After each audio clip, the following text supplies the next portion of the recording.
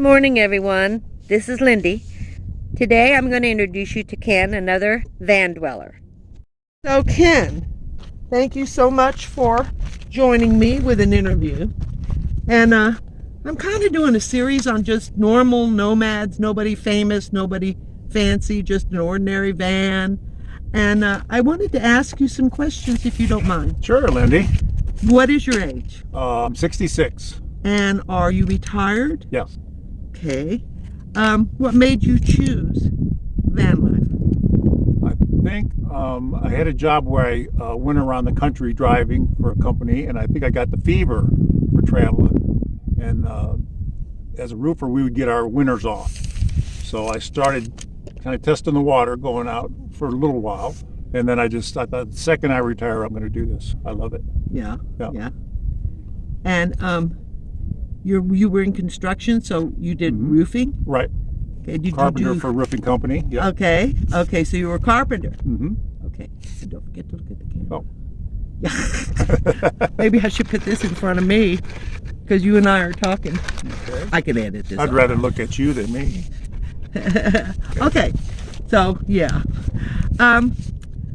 When you decided to build your van, what was your number one comfort? What was it that you wanted to make the most comfortable for you to be able to live this lifestyle? Just to keep things real simple, not all the gray water and black water and all the different things. I just wanted it as simple as I could be, as light as it could be, and no sink with running water. No. So you didn't want to mess with all the tubing and all of that. And you did the van all by yourself? Right. Mm-hmm. What do you do in your van? And when I say that, I mean, do you stay in Arizona for 6 months and then go to Ohio? You're from Ohio, right? Uh-huh. And then go back to Ohio. How do your lifestyle exist in a van? How does it exist? That's it exactly. I stay out here probably 6 months and go back to Ohio. Now, do you have a house in Ohio? No, I don't. My brother does, and I stay with him. And I have a best friend that they fight between each other. I want him to stay with me, and I want him to stay with me. Is that because you do the construction? I help out with the house, right? Yeah. But they're real good about it, and that just makes it such a blessing. Oh, that is nice. Yeah, that's very nice. Do you think van life is a fad or a viable lifestyle in your opinion?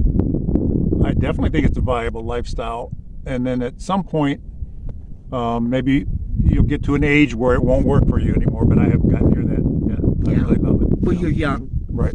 Well, I'm not, in my eyes, you're young. Okay. Well, good. I'll take it. How do you feel about van life? Since you've been doing it, how long have you been doing it now? This will be 5 years.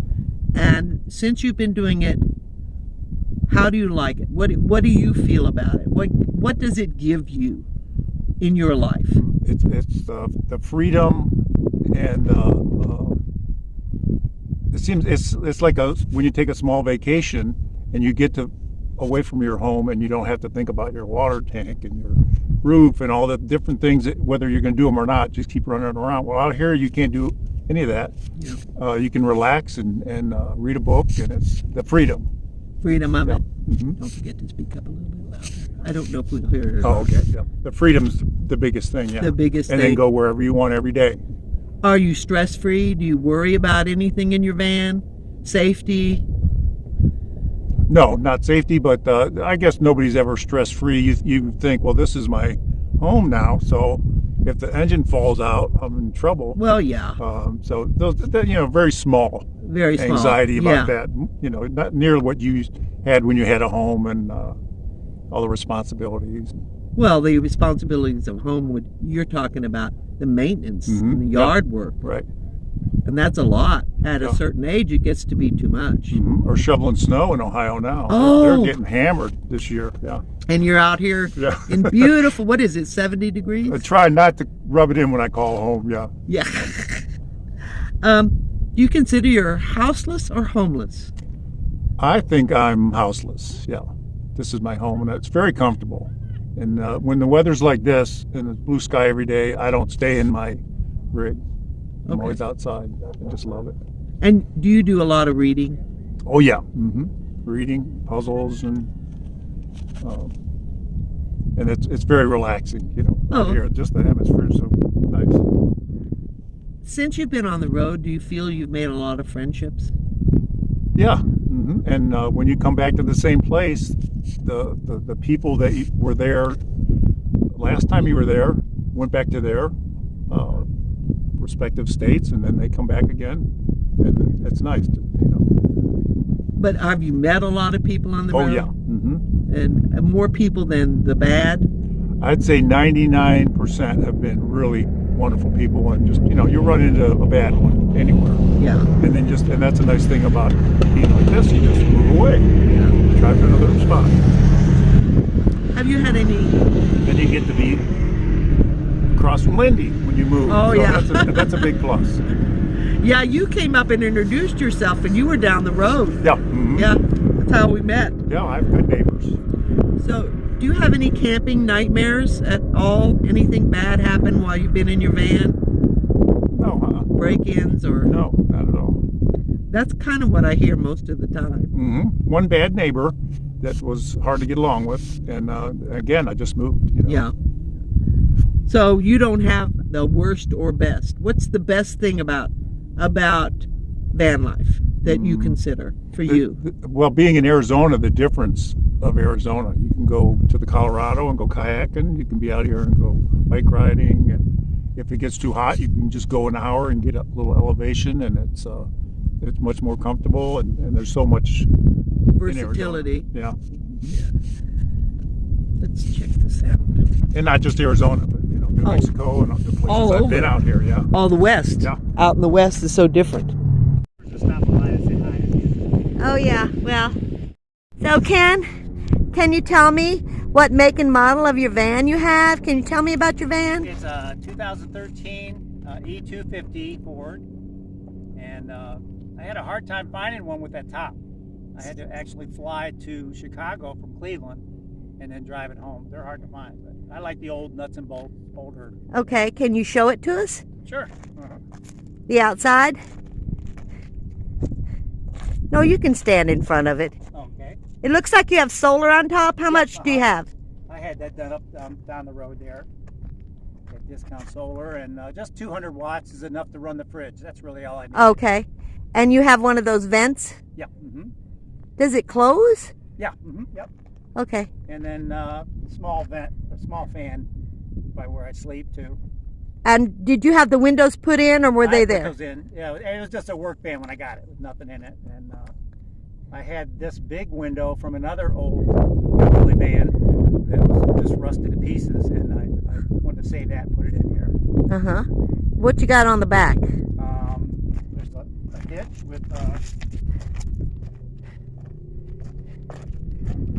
bicycle and a little pit bike, which is ideal for out here. So you ride that into town, Yeah. Yeah. But I try to make myself use the bike every other day just to get a little exercise. That's easy to hop on that and go anywhere out in the desert. Okay. Well, let's walk around and see. Nice looking van, though. What year is it again? 2013. Oh, mine is 2013. Okay. Yeah. And they seem to do better out here. If that was in Ohio, there would be nothing left now. Oh, really? It'd be just rusted. So Ken is going to show us his van, and you built everything in here, didn't you, Ken? And this is all solid oak, right? Yeah. Okay. So what are these drawers? What do you normally do with I started those? with the bed. That's a couple of drawers to pull out, and then I did the cabinets, which is you can fill this stuff up so quick, and then. But the cabinets have glass or plastic or what? That's that plastic stuff that covers up the light on a drop ceiling. Oh, It's okay. kind of pebbled, just plexiglass. And can you pull this bed out? Yeah. Yeah. Did you want to show us a little bit? Would you mind? I'm bothering him like crazy. Oh no, it just slides out. Yeah. So it's like a double bed, maybe? But I don't use it as a double. Yeah. And you built all of this, right? And you have the mirror for shaving, or? Oh yeah. Nifty, huh? And this butcher job I just did on my hair yesterday. Oh yeah, you did your own hair? Like a mental patient. This is beautiful. This is your tabletop? You made this? Yeah. Oh my gosh. I had this. I made this earlier, and then this was just a flat table. And I thought, I've got all these arrowheads. I wish I could put them somewhere. Uh-huh. You know, I had an uncle from West Virginia that used to find these in his garden, and he gave me a bunch of them. And you did them, did you collect some too? I never found an arrowhead. Where did you find these arrows? I just made these. You know. Oh, you made them? Mm-hmm. Wow, this is beautiful. Beautiful. The light's kind of strobing. You built this cabinet and this beautiful display of arrowheads. Your paper towels. You keep your food in here, your stove? Well, what do you cook a little on? bit of everything. Just the little stove, I'll set it on the floor. And Oh, you set the stove on the floor instead of on here? No, but yeah, right on the floor, yeah. And this is how you cook from this little stove? Yeah, just as simple as it can be. And your refrigerators run from the 200 watts up above? Right, uh-huh. I'm just showing. And these cabinets you made as well. Right, mm-hmm. Beautiful. Just beautiful. Your fan. And now that's just a little rug there, isn't it? Yeah, a placemat. That's one of your decorative. I love the you know what? I have blankets you're going to fall in love with. Yeah. I got this in New Mexico, but it's so cheap, it's starting to fall apart already. That's all right. I love the same thing.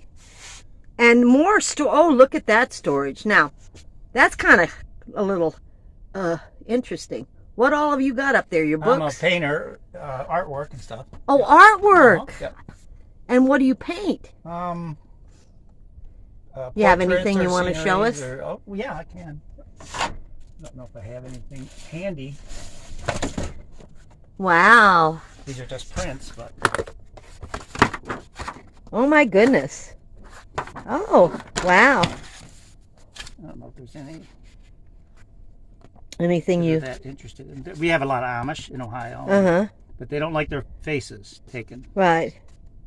Oh, but you didn't do all this, right? Mm-hmm. Yeah, these You've done all this? Oh my gosh, this is beautiful. Daughter, because they don't like their faces taken, so we went to a friend that was Amish, and he said, well, you can dress her up, though, because she's not Amish, you know. Oh, okay. And now she's, you know, grown, and she's got her own this is kids. beautiful. These are beautiful. Ken, these are gorgeous. That looks like a photograph. That's Kim Basinger. It's a big drawing, and it was 3 by 5 feet. Yeah. Pencil drawing. Yeah. But you've done all of these yourself. Mm-hmm. Oh my gosh. What an artist. And the Amish guy, I said, can I paint your barn? And he said, well, the cows will come out and pose for you. And I thought he was just kidding. But they think you're going to milk them. So they follow you wherever you go in the field. And they actually stood there and posed for me. Wow. That was pretty strange. But you put them on prints. How did These are just prints, yeah. The paintings were oil paintings. And then. So where do you keep your oil paintings? I've sold most of them. Have you? Yeah. Oh my goodness. Art shows. That's the girl that was dressed like an Amish girl. Too. Okay. Oh wow, this is fabulous. Well, you'll become famous artist. Well, I hope I don't have to die, but yeah. Yeah. But yeah, this. Okay, and I didn't ask you your last name. I'm not going to. How do you sign these? So these they aren't know really for people. These are just I wanted to have. No, prints for of everything. originals. On your originals. Oh yeah, just sign them in the corner, you know. In the corner? Mm-hmm, yep. Well, you could sell those if you wanted. Yeah, mm-hmm, probably could. Yeah. Wow, that is so interesting. Oh, thanks. Okay. So, Ken, any words for anybody who wants to become a van dweller? What kind of suggestion would you say? What would you suggest before they start out or when they start out? If they really think they want to do it, just start it as simply as you can. And I've seen people in Volkswagens, Jeeps, any kind of car that you have to start out, and nobody keeps the same thing all the time. They change it and get something else, or just try it out. Park in your driveway and sleep one night, or go to Walmart and try it out. Yeah. Well, I want to thank you for joining me. This is so interesting, and now I know a famous artist, Ken. Well, Lindy, thank you very much, and you're a wonderful neighbor to have too. Oh, thank you. Well, I'll talk to you tomorrow. Okay. Ken is a very special neighbor. I enjoy his company.